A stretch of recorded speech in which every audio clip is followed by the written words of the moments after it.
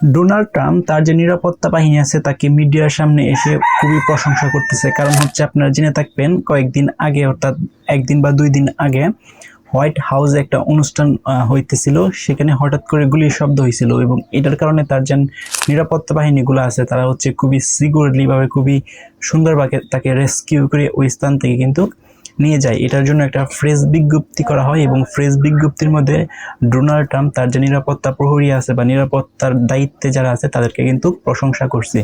Even তিনি এই কথাটা বলছে যে কতটা হচ্ছে কঠিন তাদের সিচুয়েশন ক্রিয়েট হয়েছিল তখন যে তার নিরাপত্তা বাহিনী ছিল তাদের জীবনের মায়া ত্যাগ করে কিন্তু তাকে হচ্ছে খুব সুন্দরভাবে রেস্কিউ করে ওই স্থানটা থেকে নিরাপদ স্থানে নিয়ে যায়। সো এই হোয়াইট হাউসে একটা অনুষ্ঠানের মাধ্যমে কিন্তু ডোনাল্ড ট্রাম্প এখানে উপস্থিত ছিলেন এবং ডোনাল্ড ট্রাম্প সহ আরও বেশ কিছু মানুষ কিন্তু এখানে উপস্থিত ছিল, যারা হচ্ছে যুক্তরাষ্ট্রের খুবই হচ্ছে হায়ার লেভেলের এবং ঊর্ধ্বতন কর্মকর্তাও কিন্তু সেখানে ছিল। হঠাৎ করে কিন্তু এখানে একটা গুলির শব্দ হয় এবং এই সিচুয়েশনে কিন্তু সবাই আতঙ্ক হয়ে যায়। ইন দিস মুমেন্টে কিন্তু তার যে নিরাপত্তা বাহিনী আছে তারা কিন্তু খুব সুন্দরভাবে বিষয়টা হ্যান্ডেল করে। আপনারা মিডিয়াতে দেখবেন একটা ভিডিও কিন্তু অলরেডি রিলিজ হয়েছে বা ভিডিওর ক্লিপ, একটা ছোট্ট ক্লিপ কিন্তু অনলাইনে আপনারা দেখতে পাবেন চার্জ দিলে।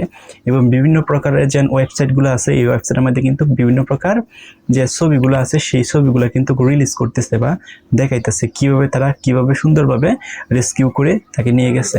এখন শুধুমাত্র ডোনাল্ড ট্রাম্পের যে নিরাপত্তা প্রহরী আছে তারা কিন্তু সর্বাক্ষণেই কিন্তু তাদের যে জীবন আছে, জীবনের মূল্যের প্রয়োজনের চেয়ে হয়তো তারা জীবন দিয়ে দেবে, বাট তার যে ডোনাল্ড ট্রাম্পের যে নিযুক্ত হচ্ছে যে নিরাপত্তার দায়িত্ব আছে সেটা তারা প্রপারভাবে দায়িত্ব পালন করবে। অর্থাৎ দেখবেন যে শুধুমাত্র যে ডোনাল্ড ট্রাম্প বিষয়টা এরকম না, প্রত্যেকটা দেশেরই যারা প্রধানমন্ত্রী থাকে বা গভর্নমেন্টের প্রধান থাকে ওনার কিন্তু নিরাপত্তা বাহিনী থাকে, তারা কিন্তু মেইন দায়িত্ব কিন্তু নিরাপত্তা প্রোভাইড করা। এখন এই নিরাপত্তা প্রোভাইড করা এরকমভাবে প্রোভাইড করে যাতে তাদের যদি জীবনও চলে যায় তাহলে কিন্তু এই নিরাপত্তাটা কিন্তু প্রোভাইড করে। সো অফ অল কান্ট্রি, সব কান্ট্রিরই কিন্তু একই অবস্থা, অর্থাৎ একজন প্রধানমন্ত্রী বা কান্ট্রির যে প্রধান থাকে তার নিরাপত্তার দায়িত্বের যে সিকিউরিটিগুলো থাকে সেগুলো কিন্তু খুবই পাওয়ারফুল এবং খুবই ইন্টেলিজেন্ট এবং খুবই বুদ্ধিমত্তার পরিচয় দিয়ে সব সিচুয়েশন কিন্তু এটাকে হ্যান্ডেল করে। সো তেমনি এই যে সিচুয়েশনটা ঘটছে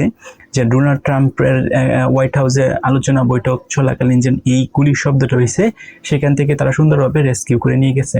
সো বাংলাদেশের যে গভর্নমেন্ট আছে বা বাংলাদেশের প্রধান যে তারেক রহমান আছে বা ইন্ডিয়ার যে মোদি আছে বা সব দেশের এই কান্ট্রির যে যারা প্রধান আছে তাদের কিন্তু কীরকম কিছু স্পেশাল সিকিউরিটি বা নিরাপত্তা প্রহরী থাকে, তাদের দায়িত্বই থাকে তাদের জীবনের বিনিময়ে হলেও কিন্তু ওই যে গভর্নমেন্ট প্রধানকে কিন্তু রক্ষা করা। সো তারা কিন্তু একটা গুরুত্বপূর্ণ রোল প্লে করে, সেটা হচ্ছে তাদের জীবন দিয়েও কিন্তু এটা ট্রাই করে তাদের যে নিরাপত্তা পরিচয় দেশের প্রধানকে রক্ষা করার জন্য। সো এই যে জবগুলো যেন করে এটা কিন্তু আসলেই আনবিলিভেবল এবং হচ্ছে তাদের যেন একটা বুদ্ধিমত্তা আছে, তাদের যেন সাহস আছে, এগুলোর কিন্তু প্রশংসা করতেই হয়।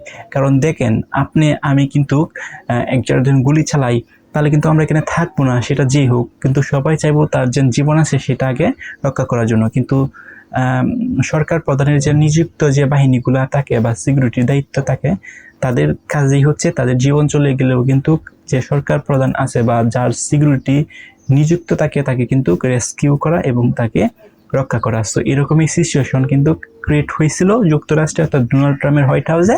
সেখানে কিন্তু তাদের যে নিরাপত্তা বাহিনী আছে তাদেরকে কিন্তু তারা সুন্দরভাবে বিষয়টাকে হ্যান্ডেল করছে এবং এটার কারণে কিন্তু ডোনাল্ড ট্রাম্প ওই যে তাদের নিরাপত্তা বাহিনী আছে তাদেরকে খুবই প্রশংসাও করতেছে।